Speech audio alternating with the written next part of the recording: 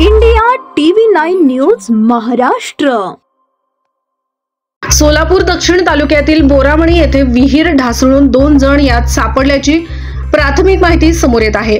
आज दुपारच्या सुमारास बोरामणी गावालगतच्या दत्तात्रय शेळके यांच्या शेतात असलेल्या विहिरीवर काही तरुण पोहण्यासाठी गेले असता विहीर भोवतालचा खच ढासळलेला खच विहिरीत पडला। पोहत असलेल्यापैकी 2 जण या खचाखाली अडकल्याची प्राथमिक माहिती समोर येत आहे। घटनेची माहिती मिळताच तालुका पोलीस ठाण्याचे पोलीस निरीक्षक राहुल देशपांडे, एपीआय मनोज अभंग, पीएसआय महेश घोडके, पोलीस हवालदार आसिफ शेख तसेच अग्निशमन दलाचे जवान वैद्यकीय पथक घटनास्थळी दाखल झाले।